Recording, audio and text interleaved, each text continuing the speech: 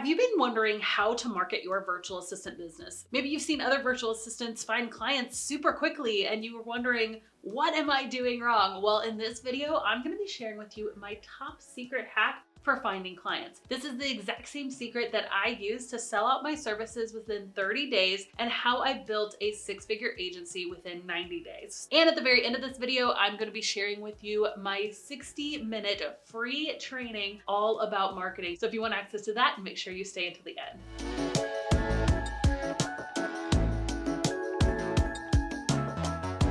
Hey there, my name is Abbey Ashley, and this is the Virtual Savvy YouTube channel. Here on this channel, we talk all things virtual assistants, how to launch, how to grow, and scale your own at-home VA business. So if that's something you're interested in learning more about, make sure that you subscribe to my channel, binge watch all the videos here, and click the bell to be notified when I release new content. When I first started my virtual assistant business back in 2015, I remember one of the top places that I heard about finding clients was Facebook groups. And I heard how other VAs were finding so much success with finding clients in Facebook groups. And I thought, well, how does that actually work though? So I joined a few entrepreneurial Facebook groups. I started seeing, oh, there really are job opportunities a lot of times posted in these big entrepreneur groups. As I'm looking through these Facebook groups, I stumble upon this one job and I thought, oh, this is it. Yes, this is perfect. This is the job that I want to go after. But then I looked at the comments and there were over 80 comments. Turns out I wasn't the only person who wanted this dream job. My heart sank.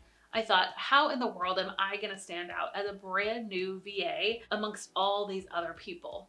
And maybe you've thought that too. Well, here's what I did. I used these 3 simple secrets to not only land this job, but to land job after job after job after it. And I'm gonna share those same secrets that not only help me sell out my services, but build a six-figure agency inside of this video. I also want to note that I've been on the hiring side of this process as well. And I've seen the difference that really making yourself stand out amongst the competition can do for your proposal. I remember once when I posted a job for a Pinterest manager and I had 40, 50 emails come into my inbox literally in one day. And I thought, oh, how am I gonna sort through these? But it was actually quite a bit easier than I thought because so many of the individuals didn't do the secrets that I'm going to share with you today. In fact, out of 50 people, there were only 3 that actually did the things that I'm sharing with you today. It might be difficult when you see 40 or 50 comments on a Facebook post or a job opportunity posted on a platform and you think, man, there's so many other people who have replied to this. But I promise you, if you use the secrets I'm going to share with you today, you will stand out. I also want to note this before I jump into those 3 secrets. I know you're probably on the edge of your seat. I want to emphasize what you should not do whenever you see a job posting like this. What I don't want you to do, especially inside of Facebook groups, and I see this all the time, is I don't want you just to go into the comments and say, me, I'm interested, I would love this job. No. This is not what you want to do. If you're just saying me and not linking to any kind of value first, not actually showing them how to connect with you via a website, not giving this potential client any action steps or any reason to choose you among anyone else, you're actually making it harder for them. They would literally, if they wanted to hire you, they would have to figure out who you are. They would have to click on your Facebook picture, try to figure out if you have a website, how to get in touch with you, see if you're even talented enough to do the position. You're putting the ball back in their court. And what you really want to do when you're applying for one of these positions or putting in a proposal is, again, make yourself stand out. You want to be different. You want to rise above the rest, and you want to make it easy for this person to say yes to hiring you. Now, this might seem controversial, but I also don't think it's a good idea just to simply post your website. Now, maybe you worked really hard on your website and your website really does show off your skills and your services. But again, what you're doing there is putting the ball back in their court and making them go the extra step to really research you and decide if you're a good fit. Especially if you're a new VA and you're really struggling to get clients, you want to do something that puts the work right in front of their face so they cannot deny the fact that, yes, this person is for me. The secrets that I'm going to share with you here are ways that you can wow your clients. And if you're just starting out in your virtual assistant business, this is a thing that can actually put you above your competition, even if they have years more experience. You want this potential client to look back and go, wow, Who is this person? I have to find out more about them. They've actually already like pre-fallen in love with you before they get on the discovery call or before they go to your website. This is how you're going to nail that sale. All right, so I know that you're probably going crazy, like, Abby, just tell me the secrets. So let's go ahead and jump into them, starting with secret number one. All right, step number one is to do your research. I cannot stress this enough. If you see a job opportunity, whether it's posted on a website or in a Facebook group, or you hear about it somewhere online or from a friend, please do your research so you know who you're talking to. Whoever is hiring, I want you to go to their website. I want you to go to their About Me page and learn who this individual is. They're not just a business, it's a person that's gonna be hiring you, and you wanna know about that person and why they're passionate about the work that they do. You wanna go to their social media, you wanna follow them on social media, especially if they're active on Instagram and stories. You can really see the real person behind the brand, and getting to know that and knowing who this person is and their personality is really gonna help you tailor your pitch. I would also suggest subscribing to their newsletter if they have some kind of an opt-in or a freebie. Again, you can see how they write, you can see what their back-end systems look like, what their graphics look like, potentially on an ebook. You're just gonna get to know more about the business by following them across their social platforms, subscribing to their newsletter, checking out their website. Do your research before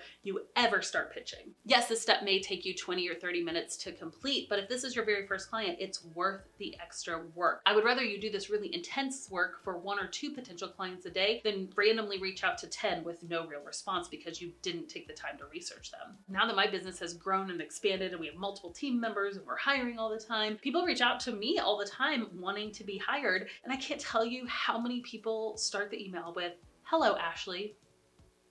My name is Abby. My name's Abbey Ashley," which I know can be confusing, but still, you obviously did not put in your research if you're coming into my inbox and calling me Ashley. Sorry, soapbox. Now you might hear this advice and think, well, Abby, I want to be one of the first people to post though, right? If somebody posts a job opportunity, I don't want to be number 40 on the list of commenting. I want to be one of the first 5 or 10 people to really get in there and put my application or put my portfolio in there at the very beginning. I want to stress to you, you don't need to be the first in the gate. You need to be the best in the gate, right? Most small business owners aren't going to be hiring within the first 2 hours of their post being live, right? They're actually going to take the time to sort through the different comments, through the portfolios and the websites. They're going to take the time because this hire is important to them. So it's okay to breathe, do your research, and take the time to do this well. Secret number 2 is to personalize your proposal. You just did all this research, you might as well put that research to work. I highly recommend adding something personal inside of your email pitch or inside of your video pitch or proposal to this individual. People connect with people much more than people connect with businesses. Think about this. Have you ever gone to an event or a party and you strike up a conversation with a stranger? You're talking back and forth and you say, "Hi, this is my name, here's what I do, here's what I do." The conversation is just happening casually when they happen to mention that they went to school in Florida. And your eyes light up and you go, "Oh wait, I went to school in Florida. Where did you go?" "Oh, I lived in Fort Myers." I lived in Fort Myers, right? There's an anticipation. People literally lean forward when there's a connection point. There's something psychological that happens that connects you with the other person and draws you in when you have some kind of a personal connecting point. So maybe you see on their Instagram that they love dogs and you love dogs also. Mention that in your email. Maybe you saw that they have 2 kids, a girl and a boy, and you have 2 kids, a girl and a boy. Sympathize about how different your 2 children are, right? And say, is that the same for you? You want to have some kind of a connection point, if at all possible, with this individual, because again, that's going to draw them in and attach them to you even before we get to work. All right, and secret number 3. Now this is the big one. If you don't listen to any other secret that I shared in today's video, listen to this one. It's our signature method we teach here at the Virtual Savvy called Value First. You have to remember, this person who is hiring is likely hiring for their business, which they consider their baby, right? I mean, I literally consider my business sometimes my 3rd child because I've worked so hard on it. It's something that I love and that I'm really, really proud of, right? The individual who's hiring wants to know that you're going to do excellent work for them. And if you're the kind of person that goes above and beyond, even in a proposal, you're likely going to be the kind of person that goes above and beyond in your day-to-day work. So the idea of Value First is simple. You want to do something that goes above what they asked you to do. I saw this exemplified when I was hiring a Pinterest manager for myself. Yes, I was just asking for people's portfolio, and many people sent me their portfolios, although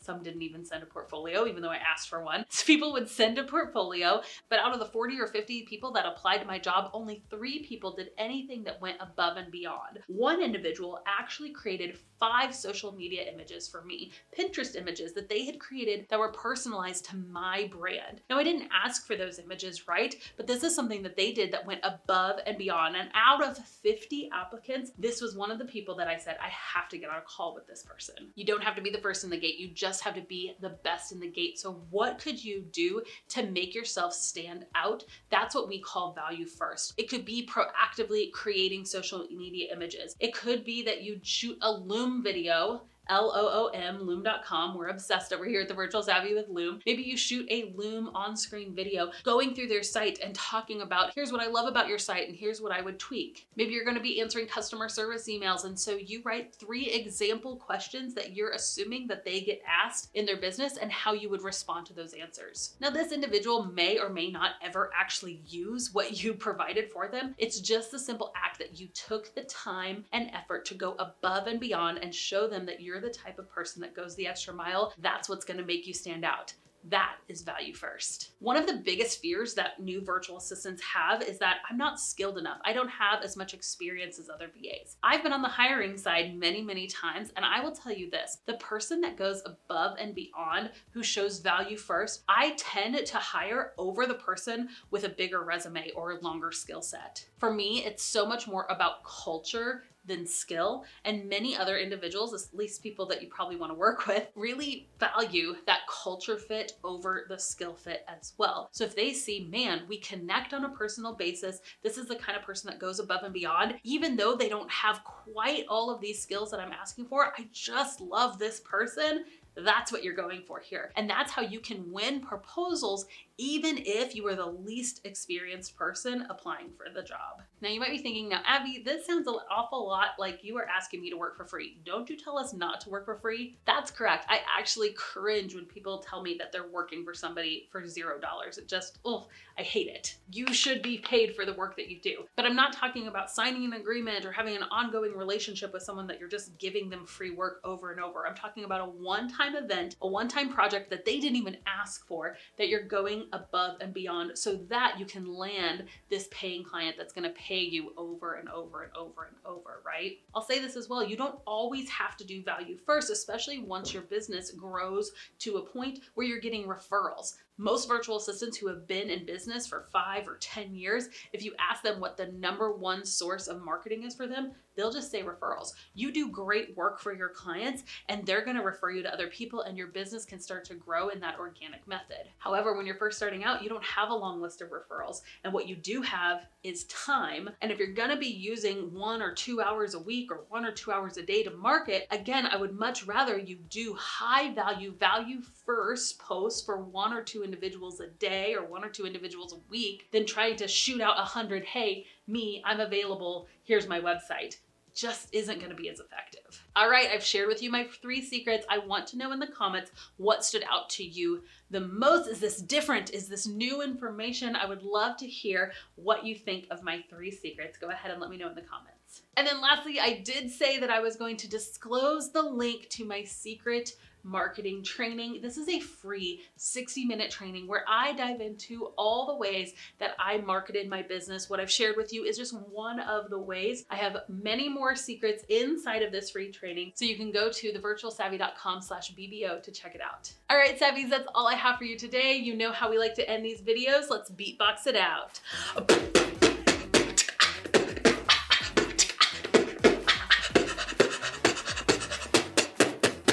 Let's market, Savvies.